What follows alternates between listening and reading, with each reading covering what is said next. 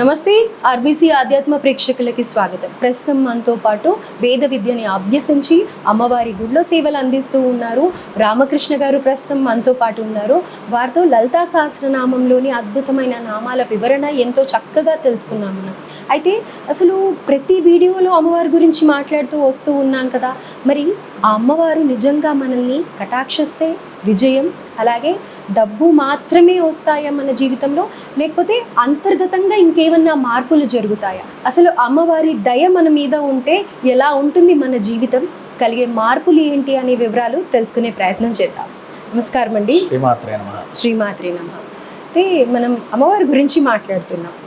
అమ్మ దయ ఉంటే అన్నీ ఉన్నట్టే అని అనుకుంటూ ఉంటాం, కానీ కొన్నిసార్లు మనం చేస్తున్న అది అమ్మవారనే కాదు, చేస్తున్న పూజలకి తగ్గట్టుగా మన జీవితంలో కొన్ని మార్పులు చూస్తూ ఉంటాం. అవన్నీ కూడా మంచి జరిగినప్పుడు అంతా కూడా అమ్మదయ అని అనుకుంటూ ఉంటాం. జరగకపోయినా కొన్ని సందర్భాల్లో అమ్మదయ మనకి ఇంతే ప్రాప్తం అని అనుకుంటూ ఉంటాం.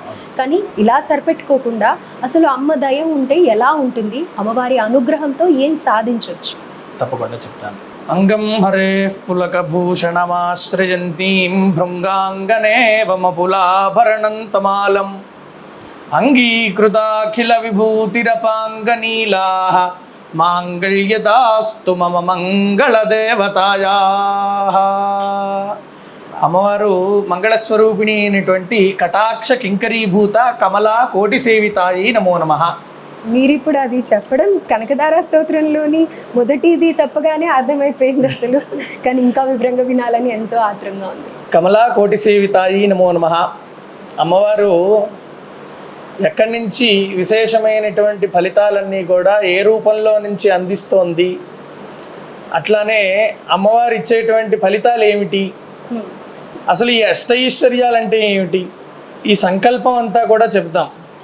ఆ సంకల్పం అంతా కూడా చెప్పేటప్పుడు అష్టైశ్వర్య భోగభాగ్య ఫల సిద్ధ్యర్థం అని చెప్తాం. ఆ చెప్పేటప్పుడు అష్టైశ్వర్య భోగభాగ్యాలు అంటే ఏమిటి అంటే, ఐశ్వర్యం అంటే ఒక డబ్బేనా, లేదా ఐశ్వర్యం అంటే ఒక సంపదేనా, లేదా ఐశ్వర్యం అంటే మనకేదో పెద్ద పెద్ద ఇళ్ళు కావాలనా, ఏమిటి అష్టైశ్వర్యాలంటే ఏమిటి అంటే, పాదాది శిరఃపర్యంతం మన శరీరంలో ఉన్నటువంటి ప్రతి ఒక్క అవయవానికి కూడా ఒక్కొక్క దేవత అధిష్టానం వహిస్తూ ఉంటుంది. ఆ యొక్క దేవత ఎట్లాగైతే కమలా కోటి సేవితాయి నమో నమః అంటే, అమ్మవారు మూలంగా ఉన్నటువంటి త్రిపుర సుందరి బిందువుగా ఉంటుంది. అంటే మనకి ఒక చిన్న చుక్క ఎట్లాగైతే కనిపిస్తుందో అటువంటి చిన్న చుక్క మాదిరిగా అమ్మవారు ఉంటుంది. ఉండి మనం కమలం ముడుచుకొని ఉన్నప్పుడు కమలానికి ఉన్నటువంటి అందం మనకి తెలియదు. ఆ కమలం విచ్చుకుంటే దాంట్లో ఉన్నటువంటి దళాలన్నీ కూడా కనిపించి ఆ కమలానికి ఉన్నటువంటి అందం అంతా కూడా బయటకు వస్తుంది. అట్లా అమ్మవారిని దర్శనం చెయ్యాలి అంటే, అమ్మవారి యొక్క అనుగ్రహం కలిగింపజేసుకోవాలి అని అంటే, అట్లానే అమ్మవారిని స్మరణ చేస్తూ అమ్మవారి యొక్క అనుగ్రహాన్ని ఆ కటాక్షాన్ని మన మీద పొందాలి అని అంటే, అమ్మవారు కమలా కోటి సేవితాయి నమో నమః. ఆ యొక్క దళానికి ఒక్కొక్క దళం ఎట్లాగైతే విచ్చుకుంటుందో, మూలంగా మనకి శ్రీచక్రంలో ఉన్నటువంటి ఆ శ్రీచక్రం అంతా కూడా పైకి ఒక బిందువులాగా కనిపిస్తుంది. ఆ విచ్చుకుంటే కింద అన్నీ కూడా ఒక్కొక్కటి దళాలుగా మనకు కనిపిస్తూ ఉంటాయి. మనం ఆ శ్రీచక్రాన్ని చూస్తే ఒక్కొక్కటి దళం కింద మనకి కనిపిస్తూ ఉంటుంది. ఆ దళంలో ఒక్కొక్క అర్చన చేస్తూ, ఒక్కొక్క దళానికి అర్చన చేస్తూ, అక్కడి నుంచి ఒక్కొక్కటి కూడా అమ్మవారికి శ్రీర్మే భజతు, ఈ యొక్క శ్రీ సూక్తంలో చెప్పినట్టు శ్రీర్లక్ష్మీర్ వరలక్ష్మీశ్చ ప్రసన్నా మమ సర్వదా అంటే, మాకు ఉన్నటువంటి సకల కార్యాలన్నీ కూడా సిద్ధించడానికి అమ్మ శ్రీలక్ష్మి, అమ్మ వరలక్ష్మి, ఈ యొక్క అష్టైశ్వర్య భోగభాగ్యాదులన్నీ కూడా మాకు కలిగింప చెయ్యమ్మా. ఒక్క భోగభాగ్యం అంటే ఐశ్వర్యము ధనము ఇత్యాదివి కాదు, మనకి చక్కటి సంపదని కాదు. చక్కటి ఐశ్వర్యం అంటే ఏమిటి అని అంటే, చక్కటి ఆరోగ్యాన్ని ప్రసాదించేటువంటిది ఐశ్వర్యం. డబ్బు ఉంటే ఐశ్వర్యం, మనకి ఆరోగ్యం వస్తుందనే నమ్మకం లేదు. కానీ ఆరోగ్యం ఉంటే, మనం ఆరోగ్యంగా ఉంటే డబ్బు ఎప్పుడైనా సంపాదించుకోవచ్చు. అట్లానే ఆరోగ్యానికి తోడు కావాల్సినటువంటిది ఏమిటి అని అంటే, మనకి ఆయుర్దేవతాధిపతి అయినటువంటి ఈ యొక్క మహాలక్ష్మి అమ్మవారి యొక్క అనుగ్రహం మనకి తోడై ఉండాలి.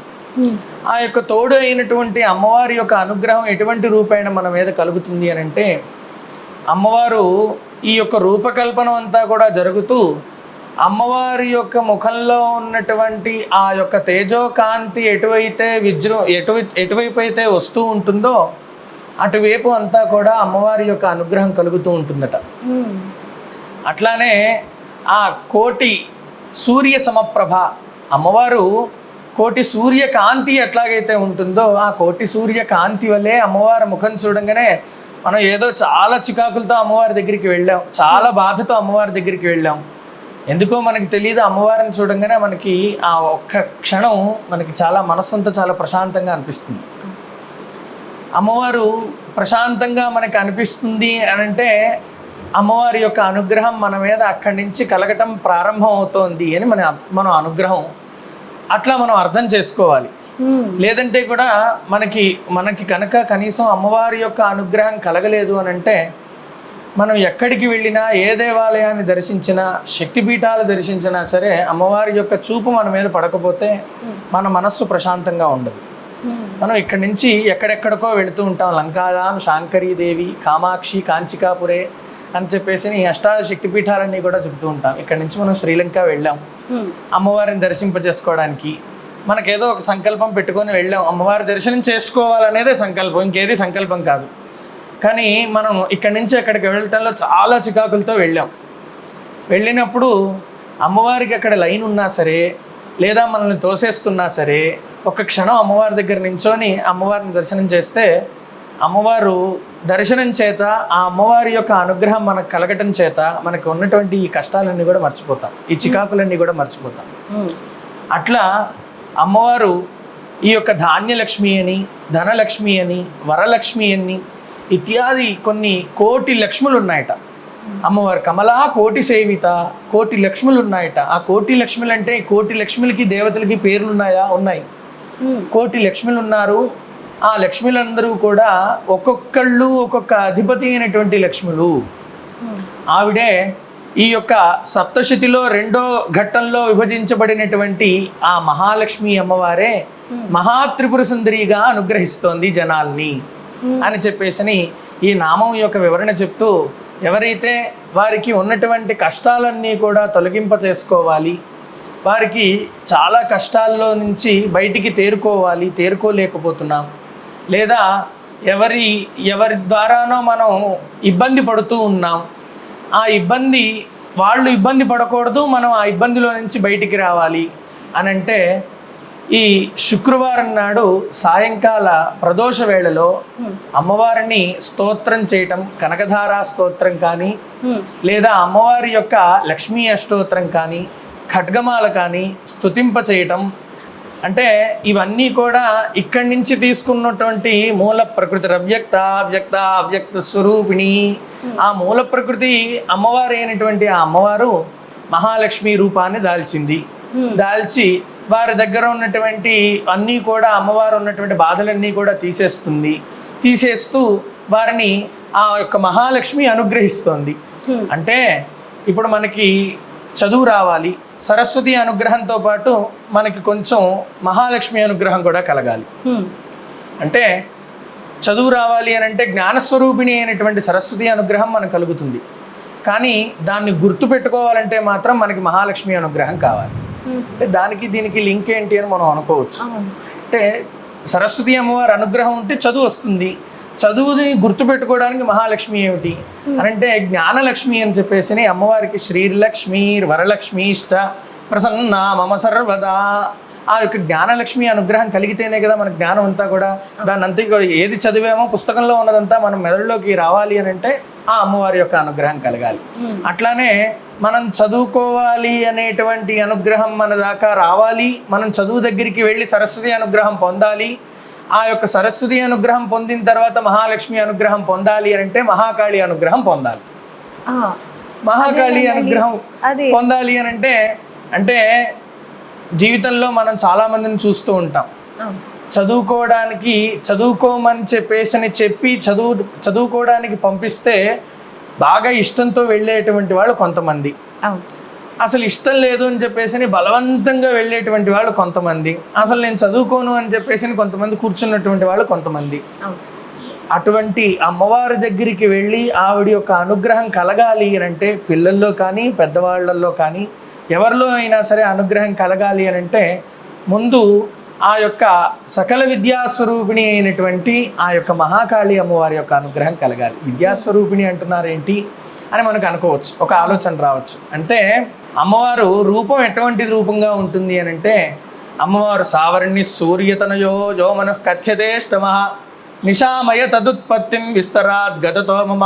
అమ్మవారు సావర్ణి మన్వంతరంలో ఉందని, ఆ యొక్క రాజుగారికి అట్లానే వైశ్యుడికి ఉన్నటువంటి ఇబ్బందులన్నీ కూడా తొలగింపజేసి రాజుకి కావాల్సిన చక్కటి మనువును చేసింది అని, అట్లానే ఇటు పక్కన వైశ్యుణ్ణి అష్టైశ్వర్యాలన్నీ కూడా మరలా వారికి కలిగింపజేసి అంతిమున విష్ణు సాహిత్యాన్ని అమ్మవారి లోకాన్ని అందించింది అని చెప్పేసి మనకి పురాణం అంతా కూడా దేవీ మహాత్మ్యం అంతా కూడా చెప్పబడుతూ ఉంటుంది.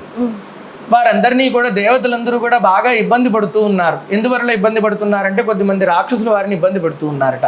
వారు తపస్సు చేసుకొనివ్వట్లేదు. ఇప్పుడు మనం చదువుకోవడానికైనా స్కూల్కి వెళ్తారు పిల్లలు, వెళ్ళినప్పుడు చదువుకోవడానికి అక్కడికి వెళ్ళినప్పుడు వారిని ఎవరైనా చదువుకోనివ్వట్లేదు అనుకోండి, వీడేంట్రా బాబు నన్ను చదువుకోనివ్వట్లేదు అని ఆ పిల్లవాడు బాధపడతాడు. పక్కన వాడిని చూసి చదువుకోనివ్వట్లేదు వాడిని చూసి బాధపడతారు. అట్లా దేవతలందరూ కూడా తపస్సు చేస్తున్నారట. మానవులందరూ కూడా బాగుండాలి, ప్రాణులందరూ కూడా బాగుండాలి, ఇత్యాదివన్నీ కూడా బాగుండాలి అని తపస్సు చేస్తూ ఉన్నారట. చేస్తున్నటువంటి సందర్భంలో ఆ తపస్సునంతా కూడా భగ్నం చేస్తూ ఉన్నటువంటి వాళ్ళు ఈ రాక్షసులు. రాక్షసులందరూ కూడా వారి దగ్గరికి వచ్చి వారిని బాగా ఇబ్బంది పెడుతూ ఉన్నటువంటి సందర్భంలో అమ్మవారిని స్తుతింపజేశారనమాట.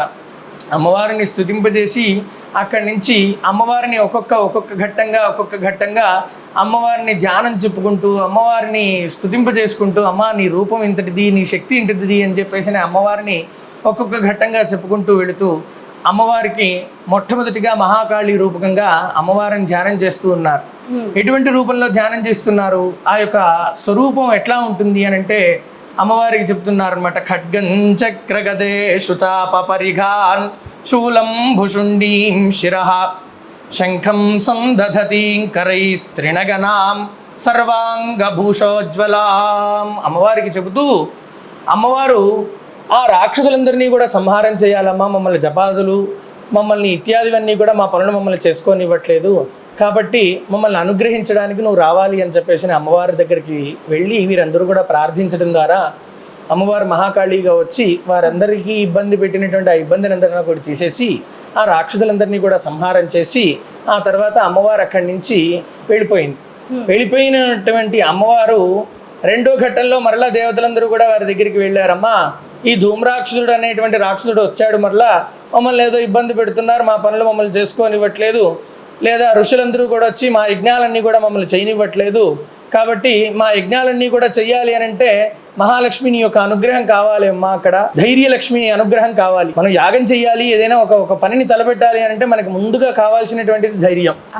ఆ యొక్క మహాలక్ష్మి ధైర్యలక్ష్మి అనుగ్రహం కావాలి కదా, ఆ ధైర్యలక్ష్మి అమ్మ నీ యొక్క అనుగ్రహం కావాలి అమ్మా అని చెప్పేసి అమ్మవారి దగ్గరికి వెళ్ళి అడిగితే అమ్మవారిని ప్రార్థిస్తూ ఉన్నారు. రెండో అధ్యాయంలో రెండో ఘట్టంలో అమ్మవారిని ప్రార్థిస్తూ ఉన్నారు. ఎట్లా ప్రార్థించారంటే అక్షస్రక్ పరుషం గదేశ కులుషం అని చెప్పేసి అమ్మవారిని ప్రార్థిస్తూ వచ్చారమ్మా.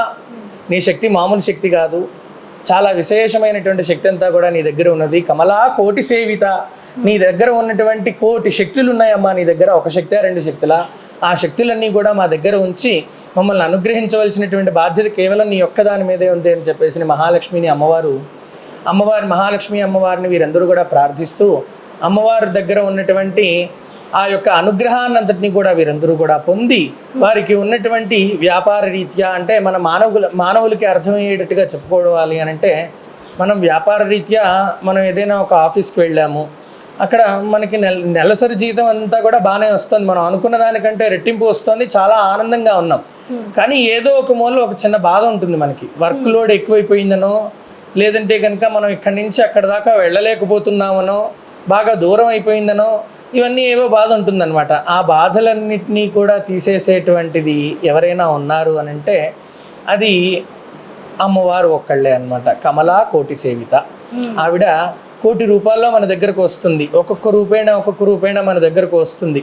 వచ్చి వారి యొక్క అనుగ్రహాన్నంతటినీ కూడా అందింపచేసి ఒక్కొక్కసారి చిన్నపిల్లల రూపంలో మన దగ్గరకు వస్తుంది. అంటే ఒక పెద్ద ముసలి, నాకు తెలిసినటువంటి ఒక 90 ఏళ్ల ముసలాయన ఒక ఆయన ఒక దేవాలయం దగ్గరికి వెళ్ళి చాలా బాధపడుతున్నారట. ఏమని అని అంటే వాళ్ళ ధర్మపత్నికి ఒంట్లో బాగుండలేదు, చాలా ఇబ్బంది పడుతోంది, ఆవిడ పని ఆవిడ చేసుకుంటోంది కానీ ఇబ్బందిగా ఉంటుంది అని అంటే, ఎవరో వెళ్ళి ఒక చిన్న ఆయన గుళ్ళో కూర్చుంటే తీర్థం తీసుకొని ఆవిడ చేతిలో తీర్థం తీసుకొని ఆ తీర్థం తీసుకొని వచ్చి ఈయనకి చెప్పకుండానే ఈయన దగ్గరికి ఆయన తట్టి ఆ తీర్థాన్ని ఆయన నోట్లో పోసిందట. పోసి నువ్వు వెళ్ళి ఇప్పుడు మీ ధర్మపత్ని శిరస్సు మీద చేయిపెట్టడం ద్వారా ఆవిడికి ఉన్నటువంటి రోగం అంతా కూడా నశించిపోతుంది అని చెప్పేసి చెప్పిందట. చెబితే ఆవిడ చెప్పి అక్కడి నుంచి మాయమైపోయింది. మాయమైపోగా అక్కడ ఉన్నటువంటి అర్చకుణ్ణి ఈ తాతగారు వెళ్ళి అడిగారు, అయ్యా నాకు ఎవరో తీర్థం ఇచ్చారండి, ఆ తీర్థం అంతా కూడా నా చేతికి ఎక్కడా కూడా ఒక చుక్క అంటలేదు, కానీ ఆ తీర్థం అంతా కూడా నా నోట్లో పోసారు, నేను వెళ్ళి ఇట్లా చెయ్యి పెట్టమని చెప్పారు, ఆ చెయ్యి పెట్టమని చెప్పింది కూడా నాకు ఏ రూపం కనిపించలేదండి అక్కడ, కానీ నాకు మాత్రం ఒక చిన్న పిల్ల రూపంలో కనిపించిందండి, ఆవిడ నా నోట్లో తీర్థం పోసింది, నన్ను వెళ్ళి మా ధర్మపత్ని మీద శిరస్సు మీద చేయి పెట్టమన్నది, ఆవిడకు ఉన్నటువంటి రోగం అంతా కూడా నశించిపోతుంది అని చెప్పింది అని చెప్పేసి అనగా వెంటనే అప్పుడు ఆయన చెప్పారట, ఇక్కడ ఉన్నటువంటి ఆ మహాలక్ష్మి ఎవరైతే ఉన్నదో ఆ మహాలక్ష్మియే నీకు నీ యొక్క సందర్భరీత్యా నీకు కావాల్సినటువంటి మహాత్రిపుర సుందరి బాల రూపంలో నీ దగ్గరకు వచ్చింది, వచ్చి నిన్ను అనుగ్రహించడానికి, కేవలం నిన్ను అనుగ్రహించడానికి వచ్చింది. ఎందుకు అనంటే నువ్వు తీసుకోవాల్సినటువంటి దీక్షా మంత్రాల్లో మొట్టమొదటిగా బాల దగ్గరే ఆగిపోతూ ఆ బాలనే స్మరణ చేస్తూ ఉన్నావు కాబట్టి నీకు ఆ బాల అమ్మవారి యొక్క అనుగ్రహం 90 ఏళ్ళు వచ్చిన తర్వాత ఇప్పుడు కలిగింది నీకు. నీ ద్వారా ఆవిడికి ఉన్నటువంటి ఇబ్బందిని అంతా కూడా తీసివేసేయాలి అని చెప్పేసి మా ఎవరికి కనిపించినటువంటి ఆవిడ నీకు కనిపించి నీకు మాత్రమే తీర్థం ఇచ్చింది అని అంటే ఎంత స్మరణ చేసి ఉంటావో నువ్వు. కాబట్టి ఆ స్మరణ ఎవరైతే చేస్తారో, ఎవరైతే ఎప్పుడూ కూడా కనకధారా స్తోత్రాన్ని, అమ్మవారి ఖడ్గమాలని, అమ్మవారి త్రిశతిని, అట్లానే మహాలక్ష్మి అమ్మవారి యొక్క అష్టోత్తరాన్ని ఎవరైతే స్మరణ చేస్తారో అటువంటి వారికి ఎక్కడికి వెళ్ళినా, ఏ వ్యాపారం చేస్తున్నా, ఏ ఉద్యోగం చేస్తున్నా, ఏ కుటుంబంలో ఉన్నా వారందరికీ కూడా ఉన్నటువంటి సకల బాధలన్నీ కూడా ఒకే ఒక రూపంలో తీసేస్తుందట. ఆవిడే కమలా కోటి సేవిత, కటాక్ష కింకరీభూత కమలా కోటి సేవిత. ఆవిడ కటాక్షాన్నంతటినీ కూడా కోటి సేవిత, ఆవిడని సేవించుకోవడం ద్వారా కోటి రూపాలుగా మన దగ్గరికి వచ్చి ఆవిడకి మనకు ఉన్నటువంటి ఆ బాధలన్నీ కూడా తీసివేస్తూ ఆవిడ యొక్క అనుగ్రహాన్నంతటినీ కూడా కలిగింపచేస్తుంది అని మీ ద్వారా అందరికీ కూడా తెలియజేస్తున్నాను అన్నమాట. అద్భుతం. అసలు అమ్మవారి అనుగ్రహం ఉంటే అలా ప్రతి అడుగడుగున మనల్ని కాపాడుతూ మనల్ని సంరక్షిస్తూ ఉంటారు అనేది మీరు చెప్పిన ఆ కథలో కూడా అర్థమైపోయింది. వయసుతో సంబంధం లేదు, అమ్మవారు వస్తారు అని. రైట్. సో ఇలాంటి మరిన్ని వీడియోస్ కోసం ఛానల్ని వాచ్ చేస్తుండండి. Thank you.